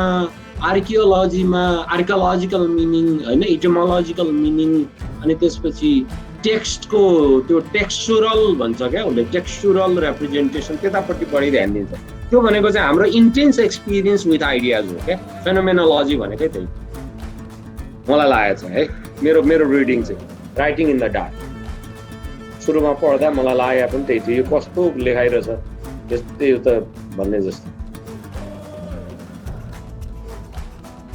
ओके सर यो कन्सियसनेस कन्भर्सेसन भन्ने बारेमा थाहा पाउनु छ यो कन्सियसनेस कन्भर्सेसन कस्तो हुन्छ र कुन खालको राइटिङमा बढी प्रयोग हुन्छ न्यारेटिभ इन्क्वायरीमा हो कि एथनोग्राफीमा हो कि अथवा फेनोमेनोलोजीमा ए अघि लेखेको स्लाइडको शब्दलाई सरले समाउनु भएको त्यो चाहिँ हामीले कसरी त्यसलाई प्रयोग गरिराखेका हो भन्दाखेरि हामी के गर्दैछौँ भन्ने कुराको बारेमा थाहा हुनु के लेख्दैछौँ भन्ने कुरा चाहिँ कन्सियसनेस भनेको चाहिँ हामीले जस्तो भनौँ न हाम्रो पार्टिसिपेन्टहरूले कसरी बोलिराखेका छन् कुन पर्सपेक्टिभबाट बोलिराखेका छन् होइन कुनै टिचरहरूले के भनिराख्नु भएको हुनसक्छ भने होइन अङ्ग्रेजी त प्रयोग गर्नै पर्यो नि अबको जमानामा जागिरै पाइँदैन अङ्ग्रेजी जानेन भने भन्ने होला एउटा चेतनाको एउटा कन्सियसनेस भने त्यही हो अब त्यो चाहिँ कुन कन्सियसनेसको उसबाट आइराखेको छ त्यसले के कुरालाई प्रमोट गरिराखेको छ अर्को ग्रुपको टिचरले के भन्नु होला हो उनीहरूलाई त अङ्ग्रेजी पनि प्रयोग त गर्नुपर्नेछ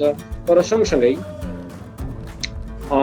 क्यान वी युज यसो हामीले अर्को बाटो मिडल वे खोजौँ न त अङ्ग्रेजी पनि प्रयोग गरौँ तर सँगसँगै हाम्रो कल्चरल क्यापिटल पनि नहराओस् भन्ने अर्को पर्सपेक्टिभ होला त्यो अर्को कन्सियसनेसबाट अर्को चेतनाबाट त्यो बोल्यो होला जस्तो अघि भन्नुहुन्छ अघि भन्यो होइन अङ्ग्रेजी नसिका हुन्छ भन्ने मोर न्यू लिबरलिस्ट चेतना होला होइन अब तपाईँको चाहिँ होइन बिचको बाटो गरौँ भन्दा मोर मिडल वे होइन अब यो तपाईँको हाइब्रिड अप्रोच होला होइन कहाँ हुन्छ हाम्रो इन्डिजिनियस छोड्नै हुँदैन भन्ने मोर क्रिटिकल एसेन्सियलिस्ट अप्रोच होला स्ट्रेटेजिक एसेन्सियलिस्ट अप्रोच होला त्यसैले त्यो चाहिँ हो त्यो कन्सियसनेस थाहा पाउनु भनेकै थ्योरिटिकल स्ट्यान्ड पोइन्ट पनि थाहा पाउनु हो क्या कन्सियसनेस भने त्यो त्यसैले मैले यो अनुभव गर्ने एउटा कुरा हो भन्ने एउटा कुरा हो र अनुभव कसले के अनुभव गरेछ भन्ने कुरालाई एउटा ब्रोडर थ्योरिटिकल स्पेक्ट्रमसँग जोड्दै जाने कुरा चाहिँ तपाईँ कन्सियसनेस म्यापिङ भनेर भन्छ त्यो पनि भयो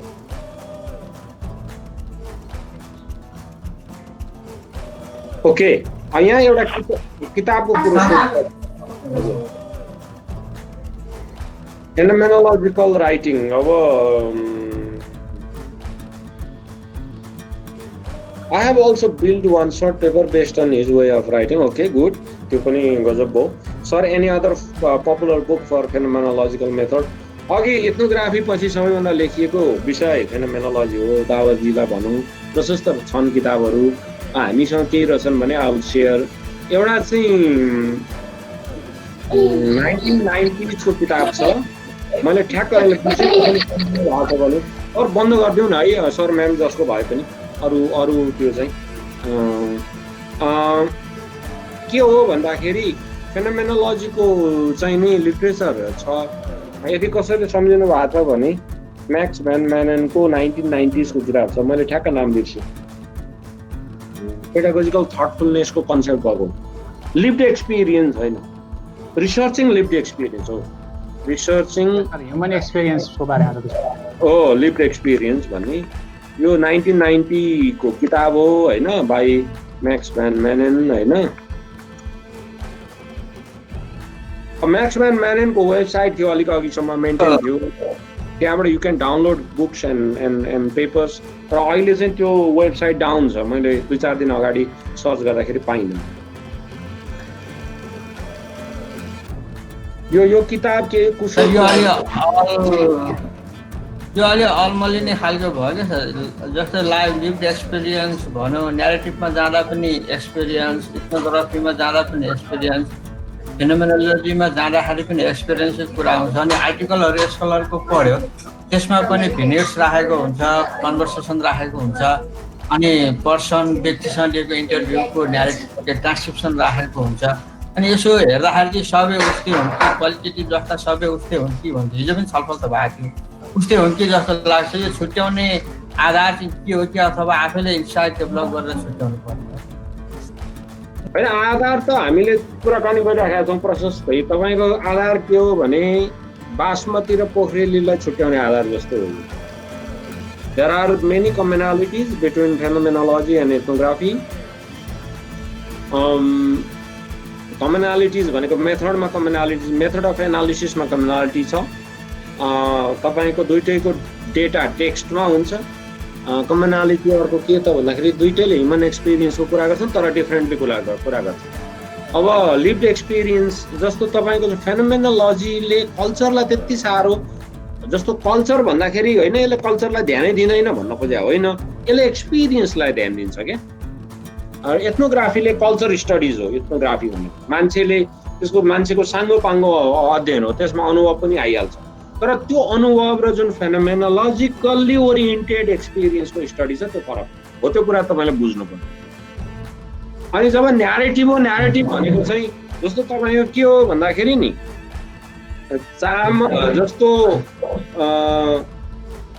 एउटा चाहिँ मानौ क्यामेलको दुध भयो होला, एउटा चाहिँ गाईको दुध भयो होला, एउटा भैँसीको दुध भयो होला, होइन? यो तपाईँले तिन क्वालिटेटिभ मेथडको एनालोजी यसरी बुझौँ।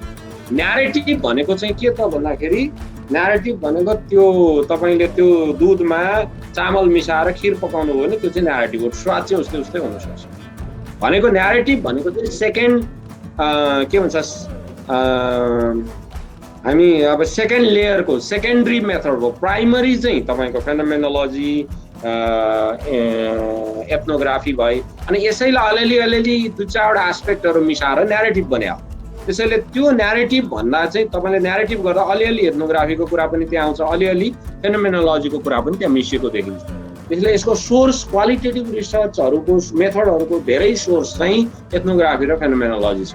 किनभने सुरुमा युरोपमा इन्टरप्रिटिभ भनेर केलाई भनियो भन्दा फेनोमेनोलोजीलाई भन्यो। जतिखेर हसलले यसलाई इन्ट्रोड्युस गरे, त्यसपछि हसल पछि चाहिँ मार्टिन हाइडेगर आइसकेपछि इन्टरप्रिटिभ भनेकै के हो, फेनोमेनोलोजी हो भनेर बुझियो सुरु।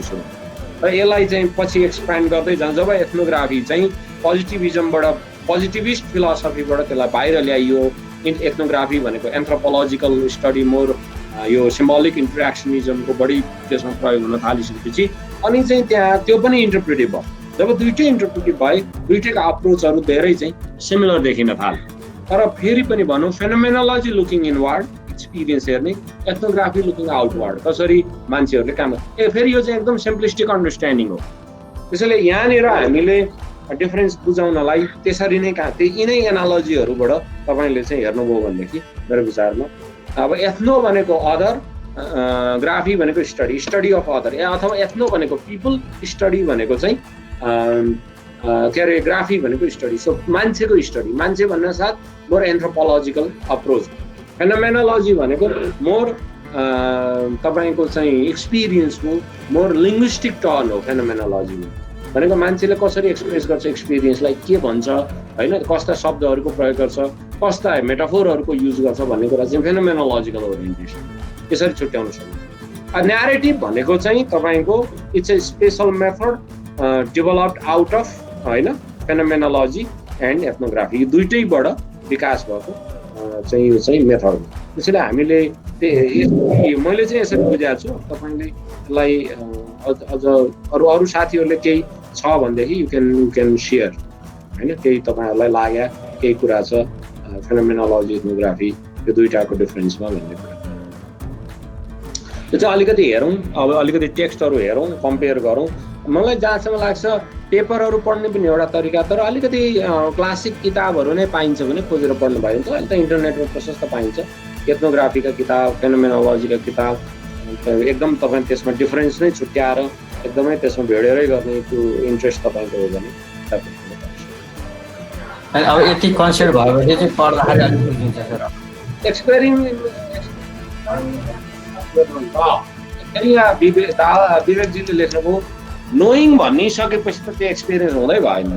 एउटा उसको बायस के छ फेनोमेनोलोजीको भन्दाखेरि फेनोमेनोलोजीमा दुई तिनवटा शब्दहरू छन्। एउटा भनेको तपाईँको एक्सपिरियन्स चाहिँ लिभ्ड हुनुपर्छ, लिभ्ड लाइफ वर्ल्ड।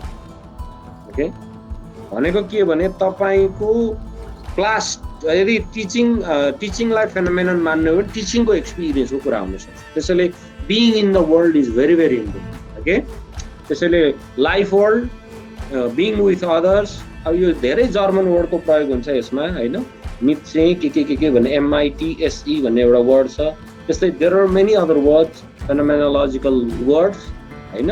त्यसमा चाहिँ अलिक बढी फिलोसफिकल छ। Phenomenology is also a philosophy, is not only a method मात्रै होइन। त्यही भएर पहिले फिलोसफीलाई नै पेनेट्रेट गरेर मेथडमा आउन सकिन्छ। एथनोग्राफीको पनि फिलोसफी त होला, तर एथनोग्राफी इज मोर मेथड, किन यो सुरुवातदेखि नै it has been used as a method. चाहे त्यो 16औं 17औं शताब्दीमा चाहिँ विभिन्न ठाउँहरूको मान्छेहरूको स्टडी गर्ने, जस्तो वेस्टर्न मिसनरीहरू जाँदाखेरि अरू मान्छेको अरू कल्चरको बारेमा लेख्ने जुन प्रक्रिया सुरु भयो जमानादेखि नै, त्यतिखेर नै एथनोग्राफी एउटा जनरको रूपमा प्रचलित थियो होइन। आधुनिक कालमा चाहिँ खास गरी 1900 पछि यो चाहिँ American school of sociology and anthropology यिनीहरू धेरै प्रयोग गर्न थाले। खास गरी यो विभिन्न इन्डिजिनियस कल्चरमा जाने, स्टडी गर्ने, त्यहाँको बारेमा लेख्ने। So it's how it started. फेनोमेनोलोजीको रुट चाहिँ खास गरी युरोपमा 1908 मा पहिलोचोटि चाहिँ नि यो एडमन्ड हसल भन्ने जो म्याथमेटिसियन थिए आफैमा, उनले एउटा चाहिँ नेचुरल फिलोसफी भनेर किताब लेख्दाखेरि सबैले त्यसलाई गाली गरे, यो हुँदैन, यस्तो पनि हुन्छ भने। नभन्दै उनलाई 2 वर्ष 3 वर्षपछि अर्को रेभोल्युसन भयो। So he started writing about phenomenology. So it was also criticized quite a lot at the time. यो कहाँ हुन्छ, यसरी पनि स्टडी हुन्छ। आफ्नो हसलले वास्तवमा के भनेको थियो भने in order to study your experience खासमा आफ्नो एक्सपिरियन्सको आफैले स्टडी गर्नुपर्छ भनेर पहिलोचोटि भन्ने मान्छे चाहिँ हसल हो। फेरि उनको अप्रोच चाहिँ मोर पोजिटिभिस्टिक थियो। त्यसले यी रुटहरू फरक छन्। एथनोग्राफीको रुट चाहिँ मोर एन्थ्रोपोलोजिकल हो, यसले कल्चर स्टडिज गर्छ, यसको ओरिएन्टेसन कल्चर हो। फेनोमेनोलोजिकल अप्रोच चाहिँ मोर एक्सपिरियन्सको स्टडी हो, यो चाहिँ मोर फिलोसफिकल। त्यसैले यसरी बुझ्यौँ भने त्यहाँबाट हामीले चाहिँ यसको अर्थ यो दुईटाको डिफरेन्स बुझ्न सक्छौँ। तर के भने सबैले एथनोग्राफी फेनोमेनोलोजी नै युज गर्नुपर्छ भन्ने छैन। Many methods develop beyond this 2 methods. Okay, अहिले मैले यति नै भने। Okay,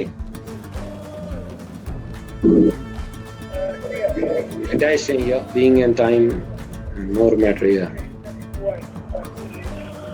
Yes.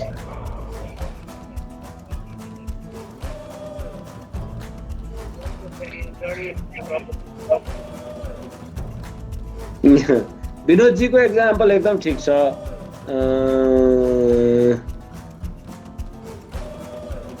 राइटिङ क्वालिटेटिभ पेपरको त्यो त आर्टिकल गएको छ, एकपल्ट चेक गर्नुहोस् न, त्यो हुनुपर्छ। मैले पठाएको जस्तो लाग्छ, छैन भने म आज चेक गर्छु।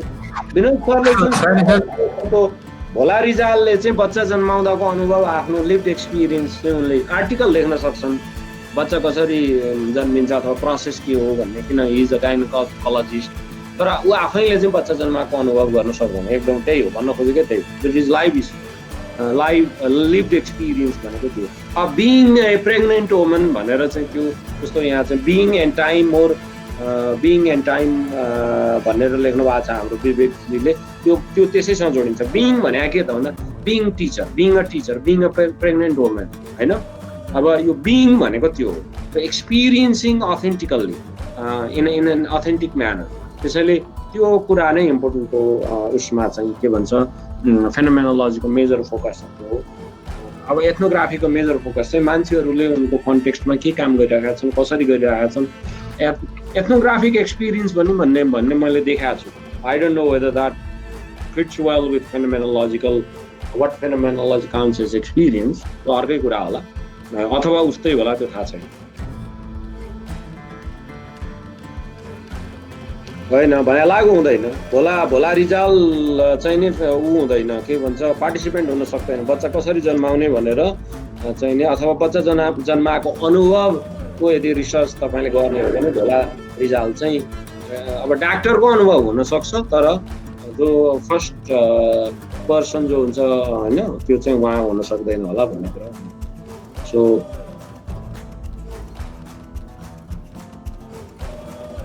okay, so thank you once again, thank you very much.